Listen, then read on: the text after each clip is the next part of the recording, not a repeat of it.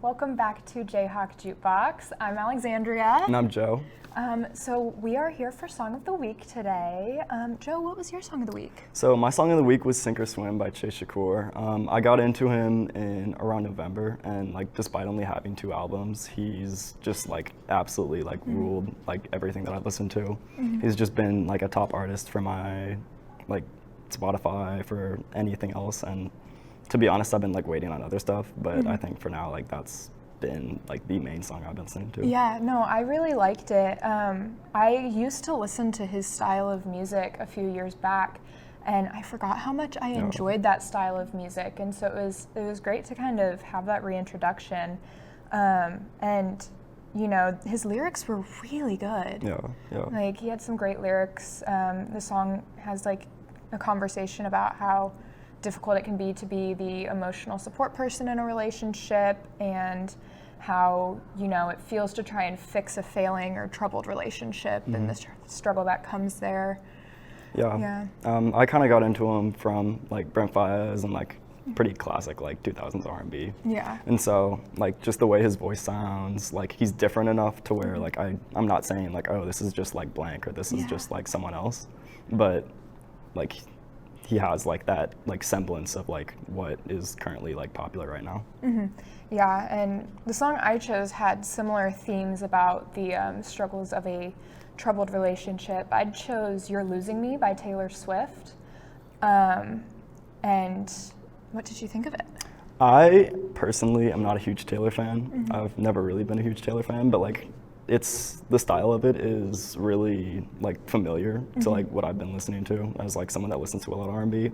The backtrack, the like one thing I'm not used to is the progression of it and going from cutting out like drums and like doing all of that. And so that was kind of, it was new, it was interesting, but yeah. Yeah, and that what I really like about "You're Losing Me" is how the kind of dichotomy between the very like almost upbeat, mellow music behind it with the really like deep emotional lyrics to it. And that's something I tend to seek out in music too, because I don't know, I think it adds an interesting context to the music that is playing. But I think the chorus of the song really stuck with me, and like I've heard it before. I've heard like people use it, so like it was familiar, but like I've never like listened to the song, and like after listening to it, like the chorus stuck with me for a long time. Yeah, it's definitely a catchy chorus, and I think because the chorus is so repetitive, it does cause it to stick a bit easier. But I think we had some good song picks this week, and we are going to cut to the next segment, and we hope you enjoy our show.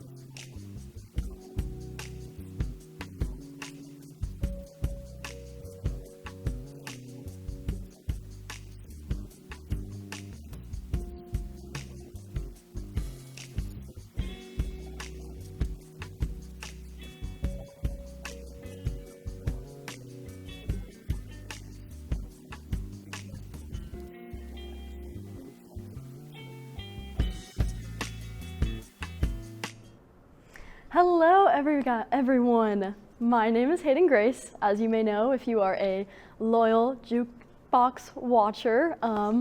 Today I'll be doing something new that I've never done before. I'll be walking us through a chart watch. So this is the current standings for the Billboard Hot 100. As you can see, there are the top 7 spots on the chart today, and I'll be walking us through those songs, how long they've been on the chart, and some fun facts about them. So let's start with our number 1 spot. We have Lovin' on Me by Jack Harlow. So his album came out actually a while ago. Its release date was originally November 10th, 2023. So it's been on the charts for a while at this point. However, it has secured the number 1 spot for 6 weeks. And it's been on the chart for 14 weeks total. So as we can see, that song has been pretty prominent on the charts recently. Next, we have Beyonce's brand new country single, Texas Hold'em. I heard this song for the first time last week. Big fan of it. I think it's awesome. I love to see artists who are established in one genre find their way into another one. I think it's very interesting, and Beyonce is the perfect person to do so, in my opinion. So as we can see here, Beyonce's country music debut has earned the highest ranking debut on the chart currently. So it debuted at number 2, and I have a feeling it's going to get to number 1 here pretty soon, but that was again released on February 11, 2024, so very recent. Congrats, Beyonce. Actually came out with a second country song as well, so check that out if you like the first one. Next, we have a slightly controversial take. We have Carnival by Ye and Ty Dolla $ign. So if you're not familiar with the lore of Kanye West and Ty Dolla $ign recently, they released a brand new album called Vultures Volume 1. There's expected to be a Volume 2 coming out sometime in the near future. But they originally had released this album onto all the charts, Apple Music, everything, and it was actually removed and taken down to number 3. So some people have theories that it might be ranked higher if it wasn't an independent release, but that is a personal opinion of some. So yeah, Kanye West and Ty Dolla $ign released this on February 9th, and it is at number 3 currently. Next we have Beautiful Things by Benson Boone. I personally had never heard this song before I did my research for this week, but it's really cool, it's poppy. It's one of the only songs on the chart right now that I would really consider like strictly pop, which I think is interesting and not always a consistent theme. So Benson Boone is actually the youngest artist on the top 10 currently at only 21 years old. So that was released on January 19th, 2024. So that was definitely hanging in there. It's been on the charts for a while. Give it a listen if that's your vibe, poppiness. Next we have Lose Control by Teddy Swims. This is another artist I've never heard of prior to doing my research for this week's chart. Teddy Swims' single has reached a peak spot of number 2 after 17 weeks on the chart, so it has fallen a couple spots. This is another one of those like poppy vibes, if that's your jam. It was originally released in June 23rd, 2023. Again, another song that's hanging in there on the charts. And then next, we have Cruel Summer by Taylor Swift. So as we all know, T Swift, she had re-released her Taylor's version of this song, but this is the original version. So Cruel Summer was originally released on August 23rd, 2019, making it the longest on the chart with 41 weeks. It has come down from the number 1 spot, but it's still at number 6. So T Swift is hanging in there for the win. And then lastly, we have Snooze by SZA. Actually, SZA's album SOS just won a Grammy for Best Progressive R&B Album. So coming off of that win, she holds the longest run on the top 10 charts with 61 weeks and counting. This song was released with SOS on December 9th, 2022. So it's, again, another long-running song hanging in on the charts this week. That is all I have for you guys this time, but these were the top 7 hits and how long they've been on the chart. Thank you guys for listening, and we're going to send it over to the next segment.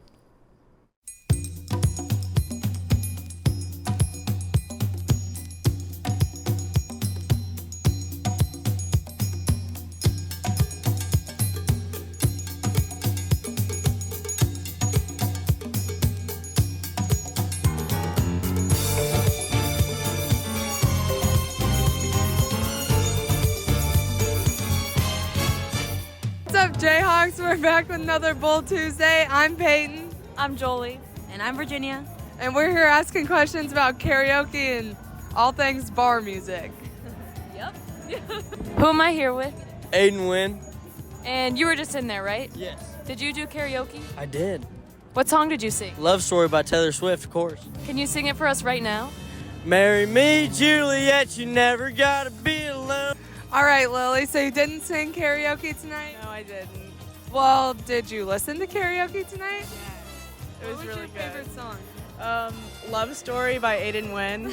I love you, and that's all I really know. I talk to my dad, go pick out a white dress. It's a love story, baby, just say yes. We just heard that one right here. It was so good. This is my first karaoke one. Okay, so you obviously aren't doing karaoke right now, right? I'm not. No. But if you could do karaoke, what song would you sing? Ooh. Should have been a cowboy. Toby Keith. That's a good one. Hello, I'm here with Virginia, myself. And I think so far the music's actually been like pretty good. The choices people have sung so far are pretty good. Somebody did sing the national anthem. That was interesting. But besides that, like there's some songs that I'm like, I listen to these songs. So again, you should come on out and check it out for yourself right now or whatever next Tuesday is. So Okay, but what has been the best song that they have sang tonight? Probably American Pie.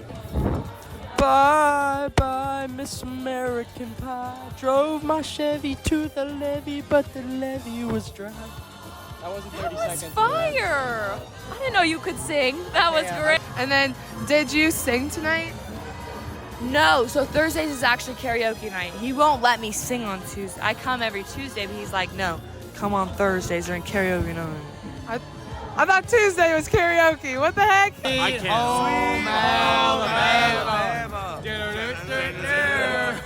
Where the skies are blue.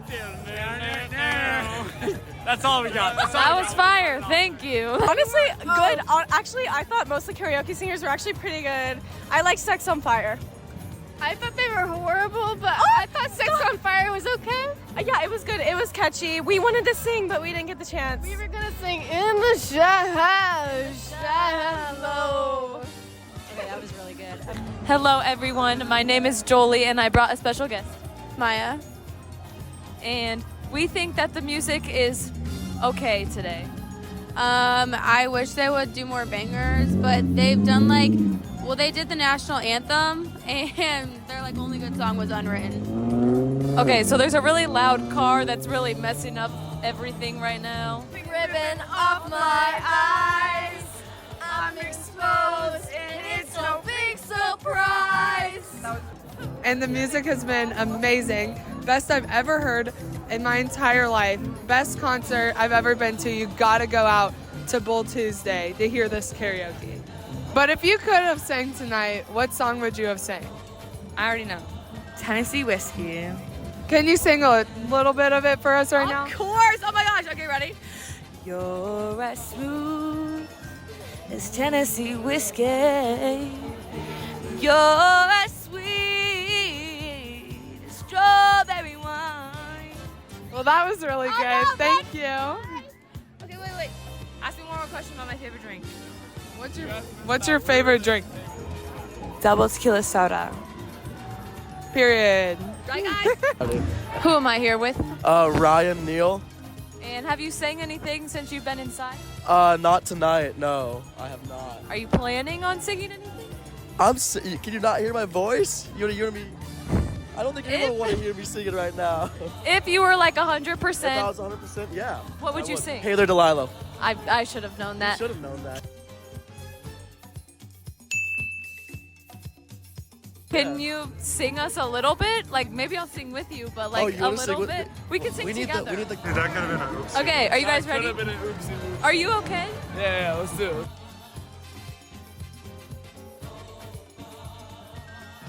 Hey there, Delilah, what's it like in New York City? You're 1,000 miles away, but girl, tonight you look so pretty. Yes, you do. Times Square can't shine as bright as you. I swear it's true. Dude, follow JayhawkJukebox on all socials, and on Thursdays, 4:30 p.m., go on YouTube, all right? It'll be there. JayhawkJukebox. Yup, there you have it. Hello everyone, welcome back. Today, well, I'm Kit, first of all.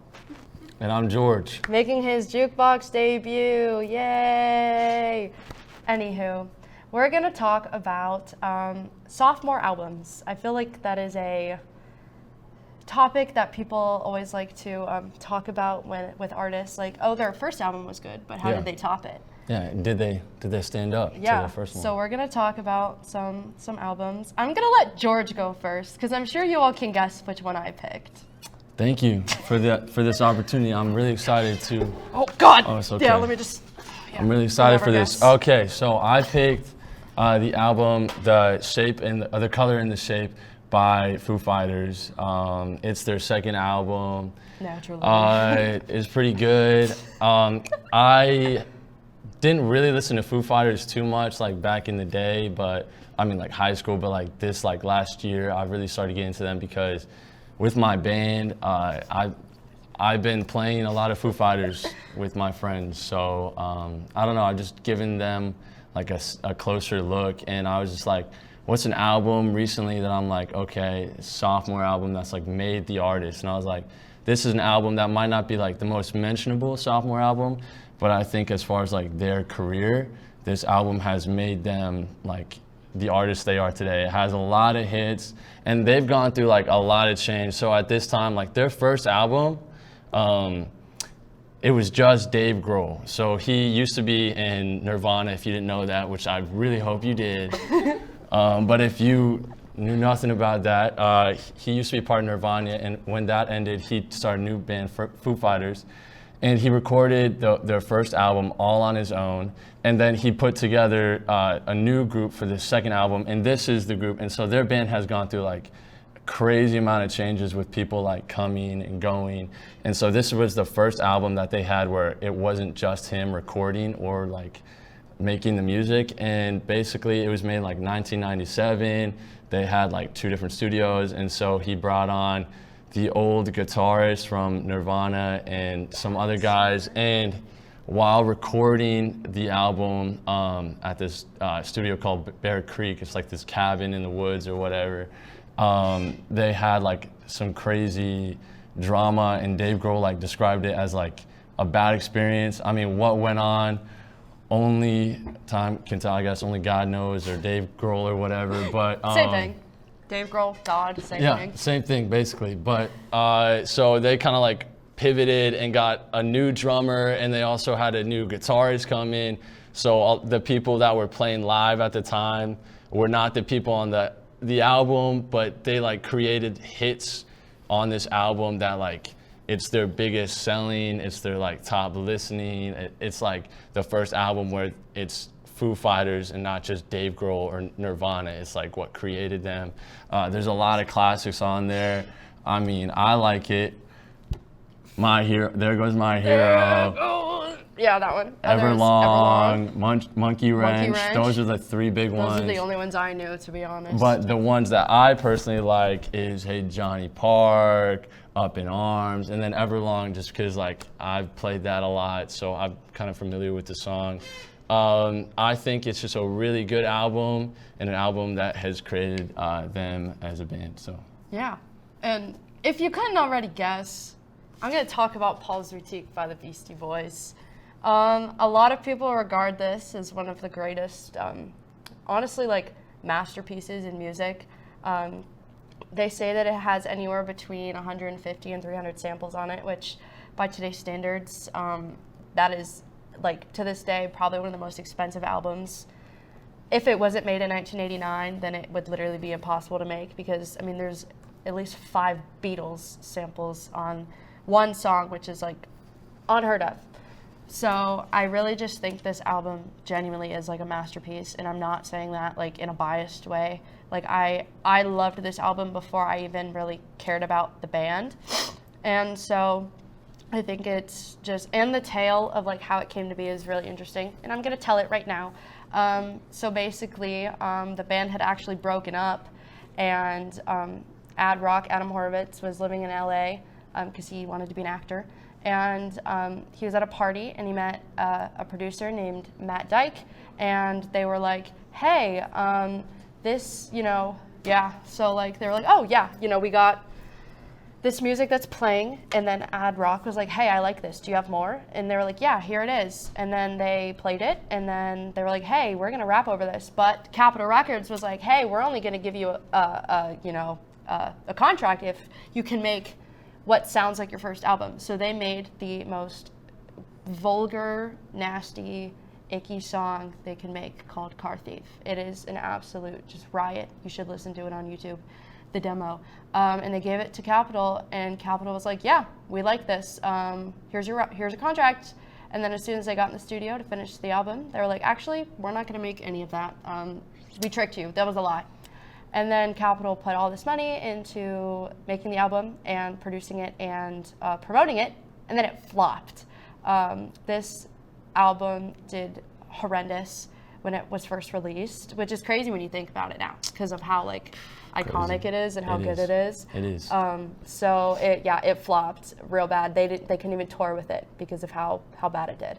But then people went back and were like, this album's actually really great. Why did we not give them credit when they deserved it? Oh, there's me at Paul's Boutique in New York City, which is pretty. Yep, there I am. That's the corner.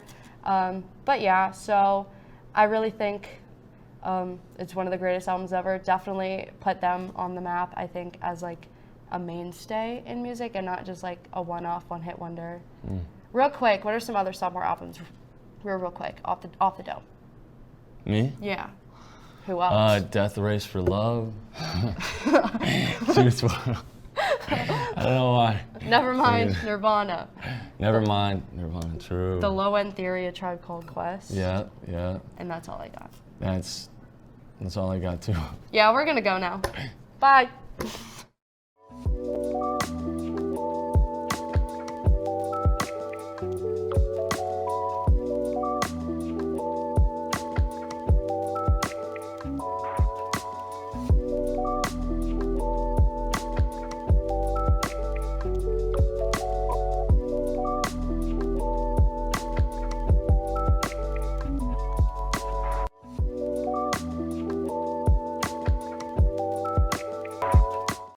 Back to JayhawkJukebox News Flash, where we'll be recounting the top music news stories from the past week. I'm Kit. And I'm Hayden Grace. In the latest update on celebrity court cases, rock band The Eagles are the star of the show, and more accurately, their lyrics. Glenn Horowitz, Craig Ciardi, and Edward Kaczynski have been charged with conspiring to own and sell a manuscript of some of the Eagles' hits without permission or the rights to do so. Horowitz and Ciardi and Kaczynski are a rare book dealer, former Rock and Roll Hall of Fame curator, and memorabilia seller, respectively. The main manuscript in the lawsuit is the Eagles' 1970s hit Hotel California, and the trial opened yesterday, Wednesday, February 21st. The three men are pleading not guilty, and their lawyers claim that there has been no crime committed. The district attorney claims otherwise, with Eagles founder Don Henley reporting the pages as stolen. It is not often that cases like this are in the spotlight, as they are often settled in private or by returning the items. We're very interested to see how this case develops over time. Sony's latest victims of a copyright infringement lawsuit are the producers of the Whitney Houston biopic, I Want to Dance with Somebody. The lawsuit claims that production companies never paid to use any of Houston's songs and are requesting at least $3.6 million in damages. Despite Houston having signed with Arista Records in 1983, the property was eventually bought by Sony Music Entertainment. The lawsuit states that they licensed the songs for the biopic in 2022 and that the payment was due by July 2023. Sony claims that the money was never received. Anthem Films was notified of the contract breach in August and had 15 business days to pay. The company was granted an extension but later declined to sign an agreement for the repayment, citing their contracts. Last week, the local community was hit hard with the events of the Kansas City Chiefs Super Bowl parade that left, as of now, 22 wounded and 1 dead. In an act of kindness, Taylor Swift has donated $50,000 to the family of Lisa Lopez Galvan, who passed away in the shooting. Swift, who is currently dating Chiefs tight end Travis Kelce, was not at the parade due to her tour schedule, but decided to donate to the family's GoFundMe page. The donation was accompanied with the message, "Sending my deepest sympathies and condolences in the wake of your devastating loss. With love, Taylor Swift." In lighter news, the mystery of Paul McCartney's lost bass has been solved. The bass, which is known for its distinctive violin shape, was stolen on October 10, 1972, and has been missing for over 5 decades. The bass was used on the first 2 Beatles records, Please Please Me and With the Beatles. The bass had quite the journey after being stolen from the back of a van in London's Notting Hill neighborhood before being sold to Ronald Guest. Guest owned the Admiral Blake pub in London, and by tracking his family, they were able to find the bass in Hastings, England. The Lost Bass Project is the force behind the discovery and returned the bass to Paul McCartney's company. In more Beatles news, it was announced Tuesday that director Sam Mendes will be tasked with directing 4 separate biopics about each individual member of the Beatles: Paul McCartney, Ringo Starr, George Harrison, and John Lennon. Mendes states, "I'm honored to be telling the story of the greatest rock band of all time and excited to challenge the notion of what constitutes a trip to the movies." This project has been given a full blessing by the 2 surviving members of the band, McCartney and Starr, as well as the estates of Harrison and Lennon, with Starr posting on his personal socials, "Have you heard the news? Oh boy, we all support the Sam Mendes movie project. Yes, indeed. Peace and love." The 4 films will be produced by Sony and are expected to be completed by 2027. Here's a rundown of music releasing this weekend. Ali X's Girl With No Face, Elephant Stone's Back Into the Dream, IDK Howe's Gloom Division, MGMT's Loss of Life, Mick Mars's The Other Side of Mars, and Nadine Shaw's Filthy Underneath. That's all for JayHawk Jukebox this week. We'll actually be taking a break next week and we'll return back in March. Thank you for tuning in, and we'll see you again on the 7th. Make sure to follow us on Instagram and TikTok at JayHawk Jukebox and catch these clips on our YouTube channel, also called JayHawk Jukebox. Have a great weekend, Jayhawks. Bye.